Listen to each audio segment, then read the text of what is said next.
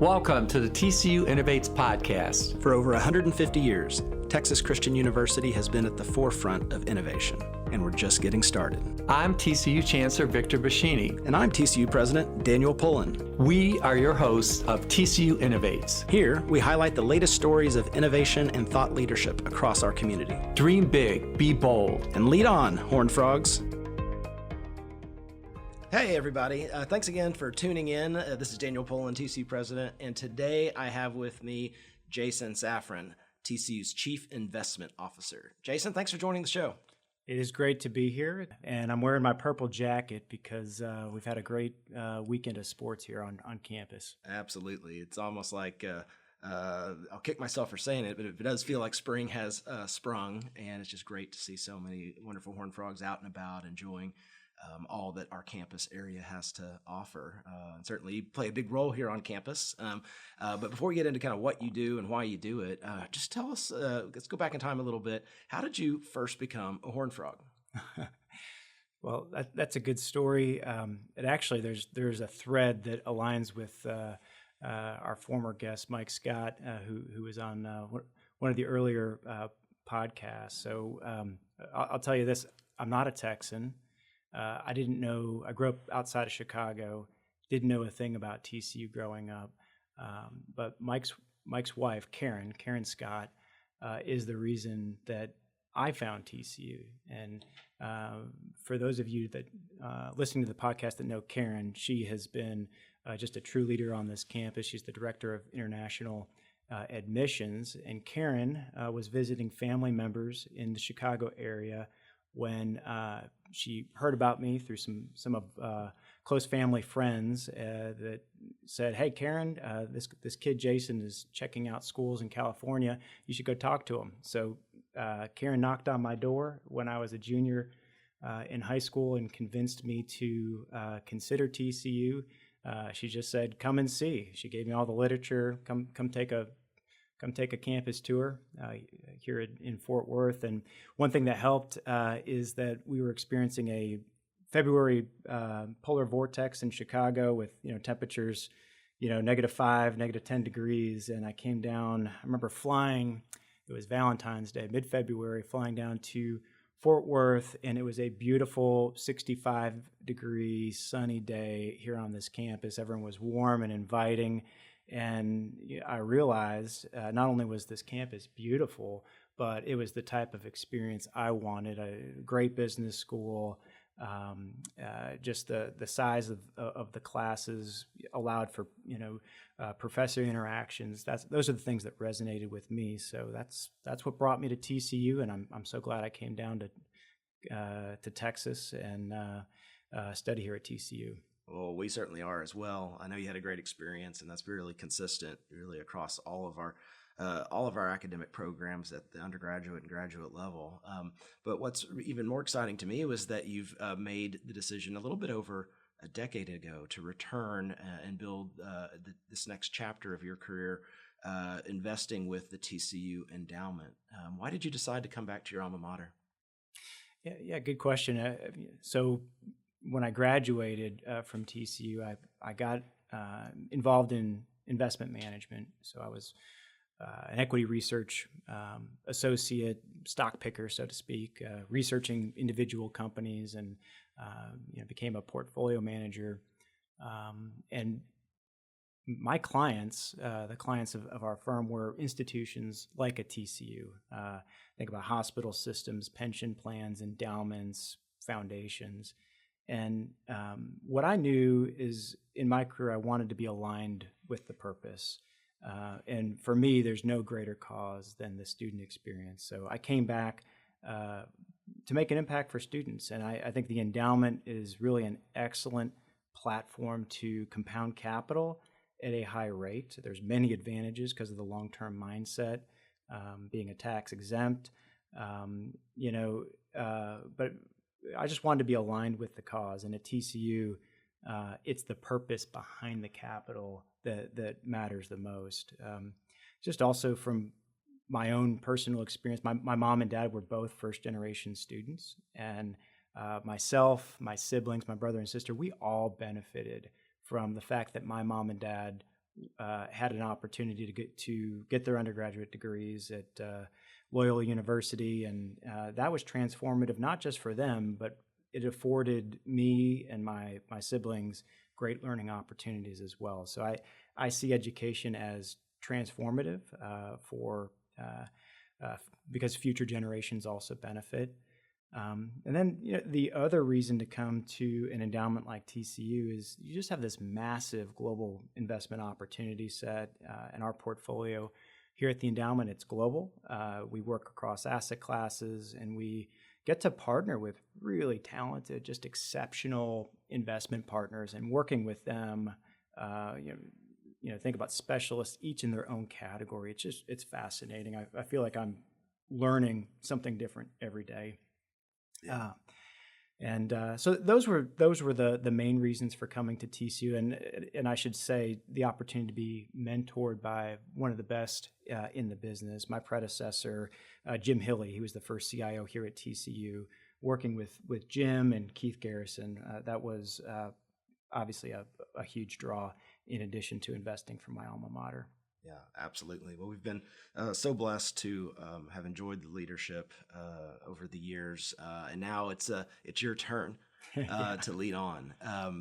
For those that maybe don't have an intricate understanding of how endowments work, just give us Endowment 101. What, kind of operationally what happens, and then how does the fruits of the endowment, how do they directly impact the TCU experience? Yeah, it's a great question, and endowments, I would say, are generally not fully understood. They might seem a little mysterious, but think of it real simply. It's a pool of money that's set aside for long-term use, and the capital comes from donors. So you can think about a donor who wants to give towards a scholarship or a professorship. And these endowed gifts are pooled together, and there's some synergies by pooling those assets together. And then a team of investment professionals, and that's us at TCU Investment Management. We put that capital to work so that it's generating a very steady stream of annual income to support the university. We do that here at TCU with an objectives-based investment approach to help provide diversification, and we like to have this steady stream of cash flow to help satisfy those payout needs to go to scholarships and professorships, that sort of thing. We try to add value as an investment organization by increasing the rate at which that capital compounds. So you maximize the compounding rate, the rate of returns, and then also by trying to lower, by having strong diversification mechanisms within the endowment to lower that level of investment risk and dampen the volatility. So an endowment, it exists in perpetuity. That means that the time horizon for an endowment is unlimited. It doesn't come to an end, and I think that is a big edge as an investor, to have a very long-term view. And then every year there's a regular amount of capital that comes out. It's roughly a 5% rate that comes out to support current students, and the rest of it compounds, and that's for the future generations of Horned Frogs.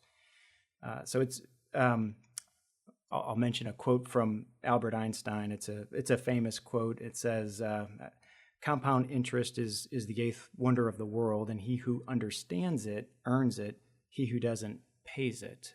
So we want to understand the value of compounding here at TCU, and it becomes a very powerful force for good when capital is left in the endowment. It's compounding. It supports our students, faculty, and also the sustainability of the institution. So practically, what does that mean here at TCU today? We have over 90 endowed faculty funds and over 1,000 endowed scholarships. That's the impact here at TCU.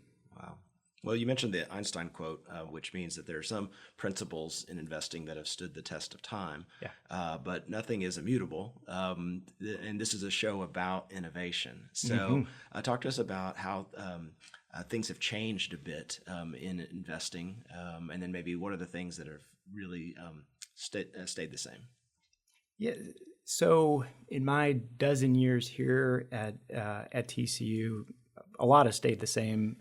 What have been the changes? I'd say it's really the infrastructure around the endowment pool. The team has grown. When I joined TCU, there were only three.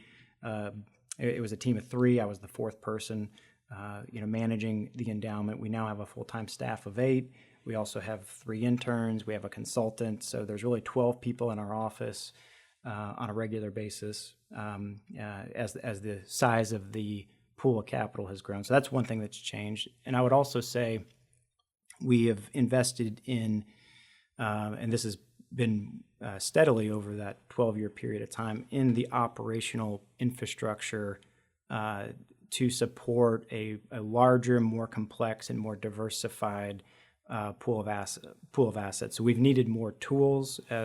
Some examples of that would be like a research management system that's cloud-based. So when team members are traveling at conferences, they can update the team in real time of any developments.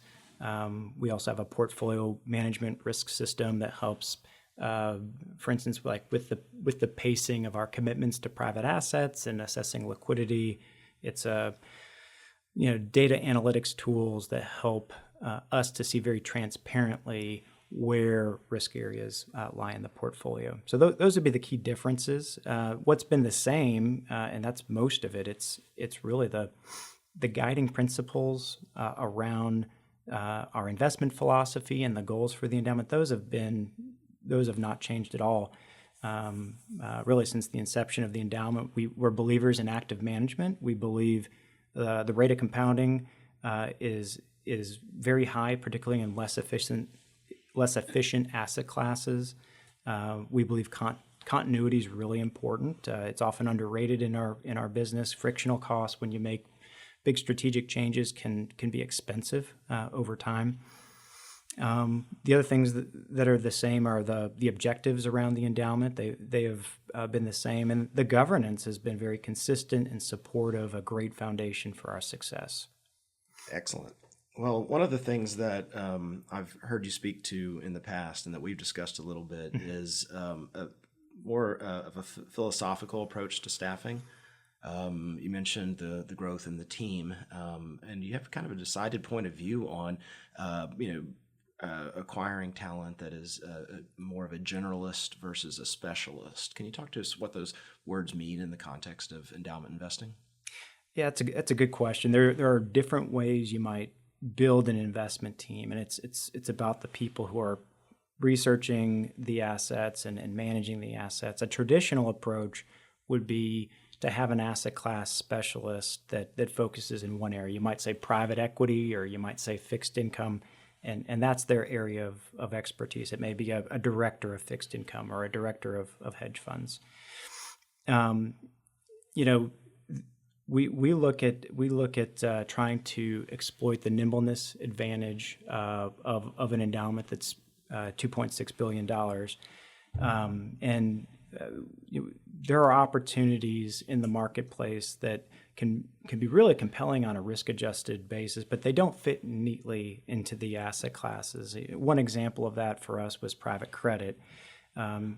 It was often kind of left alone by the private equity team because it didn't compete for the same returns in terms of compounding on a multiple of investment, but it was still generated really strong cash flows. And a generalist team, found those opportunities quickly, and we were able to add that to the portfolio. I think the requirements. The other thing I would say is there are some times in the marketplace where an asset class is just not very interesting, and we want to have team members that are active, that are researching the best opportunities available. So what it means is hiring a super talented, curious, great researchers that are interested to explore new areas in the marketplace, and a team that's very strong in their communication and collaboration skills. And what we do at TCU, to ensure there's not a blind spot is we work in pairs. We have a lead, but then also a backup, and both are asking the questions to make sure nothing is lost, and that we're able to weigh each investment decision. But we believe in building new circles of competence, and there's just no substitute for engaging in primary research that our team does by going to conferences and just a lot of networking and market mapping, a lot of reading.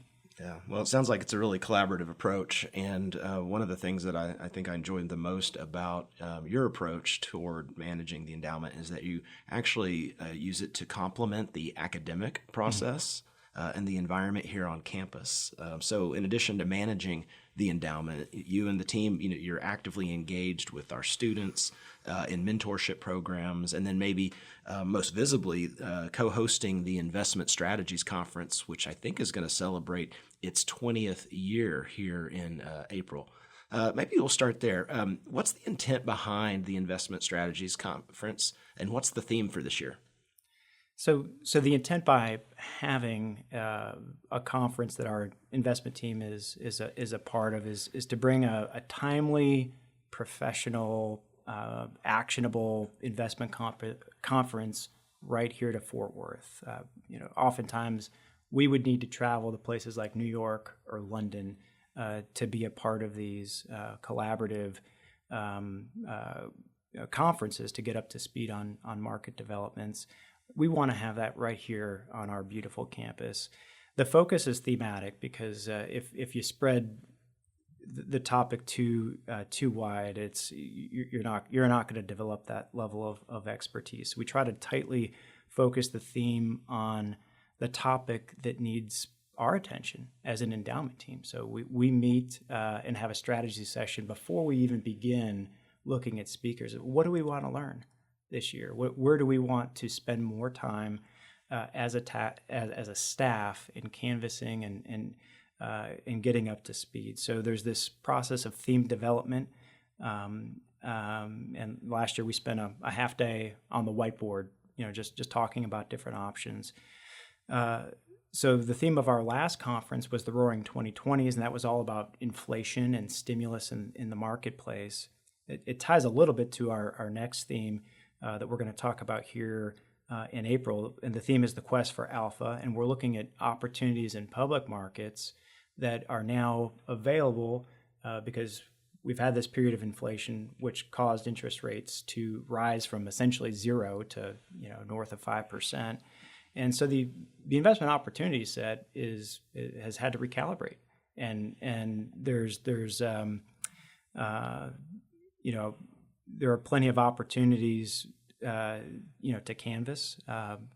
Following that, I would also say the beta part of the public markets has performed well, but it's pretty expensive historically. So we're looking at alpha opportunities to, what's next?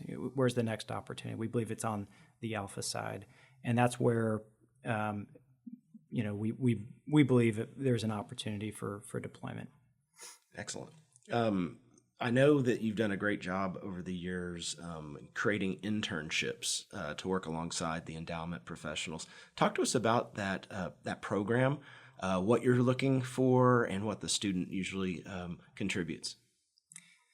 So TCU has long had an internship program for investment management. We actually have several full-time staff members who are part of an internship program.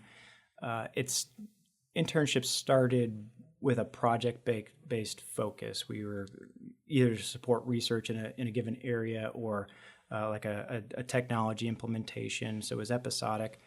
How we adapted the program a couple of years ago was to create kind of a recurring program where interns would be hired as sophomores and they would grow with us. So that and that was part of my own experience at TCU. As a sophomore, I worked for a financial services firm in Fort Worth and was able to learn and grow during sophomore, junior, senior year. And I gained so much from that perspective. It prepared me for launching into the investment management profession. We want the same opportunity for our students to join us as sophomores and then grow in what they're able to produce for the team over time. So they're involved in a number of different projects, operational projects, but also they get to sit in on meetings and help synthesize with note taking, many different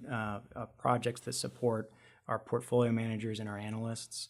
And then, when the interns graduate, we just want to launch them, into the path. Finance is such a big world.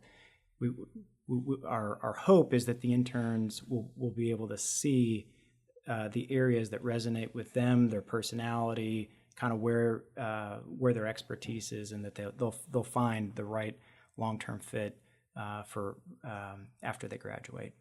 Yeah. Well, it sounds like both, what you're seeing every day in that internship program, as well as your own life experiences, have, really, driven some impact in your career.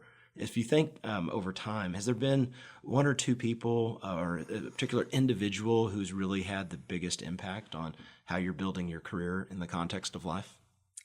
Well, there's many, so many that I've worked with that have had they've just taught me so many different aspects of investing, and I would not be, where I am today without, for instance, the ability to work with Jim Hilley for 9 years, to work with Keith Garrison for that period of time. That has really contributed to me being able to step into the role that I'm in today. But I would say probably the biggest impact on bringing me into the investment management side is a TCU professor, Dr. Stan Block, who helped found the Educational Investment Fund back in 1973. And Dr. Block, as well as Dr. Larry Lockwood, were overseeing the investment fund while I was a student. They were just amazing professors, not only taught the fundamentals of investing, but they really got to know the students and understood what got them excited, what got them passionate about going into the working world of finance. I thought I was going to be an investment banker or a consultant, and I think I was just looking at the dollar signs. I received a phone call from Stan Block on a Sunday, and he said, "Jason, you need to take a look at this opportunity." It was an investment management firm for a boutique in Dallas. I would never have gone down that path if I didn't have a professor who knew me and said, "Jason, this is the type of situation where I see you thriving." And Dr. Block just taught me so many things about investing. And my first stock pitch was, I made pretty much every mistake you could make. And he worked with me and showed me, hey, he showed me the value of primary research. Like, Jason, don't anchor to what the analysts say. You've got this. Anchor into your own analysis. And so I've been a huge believer in the independent research path is the best. And I got that from Dr. Block. So I would say he's had the biggest impact on me going down the path that I took. Yeah, and it's just and how lucky are we to get to build our careers at a university where we do see the power of what even just one world-class faculty member can mean to positively and upwardly adjust the lives and careers of our students. It just is one of the most special components of what we do every day here at Texas Christian University. Mm-hmm. I mentioned earlier that this podcast is about innovation and dreaming big. So I'll close with one final question, and it's a big one. What is your big dream for TCU? My big dream for TCU is to magnify the transformative student impact. And I believe we do that by growing the endowment and providing more resources to students, especially students who otherwise wouldn't have the financial means to get an education.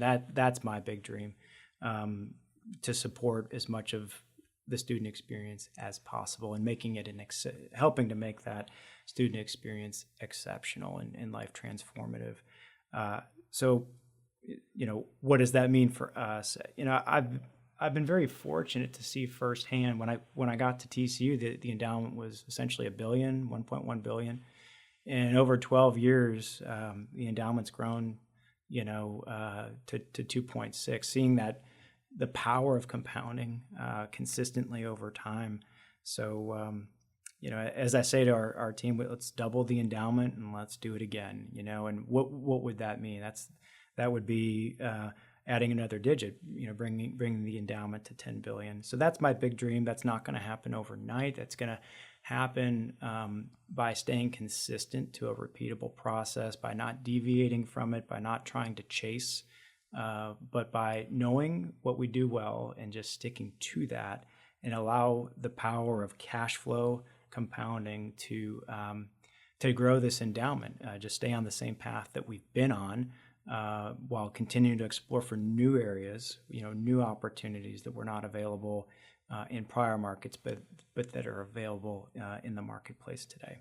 Yeah, well, I certainly appreciate that big dream that it would continue to change the game as to how we serve our students as we grow not only the institution in size but also stature. Yours is an important leadership role. We appreciate you sharing your intellect, your enthusiasm, and your vision for where the endowment can go right here at TCU. Thanks everybody for listening. We'll catch you next time. Go Frogs! Go Frogs! The TCU Innovates podcast is recorded at the KTCU studio and the Bob Schieffer College of Communications at Texas Christian University. Thank you to our student producer, Jackson James, and the KTCU team for supporting our show. Go Frogs!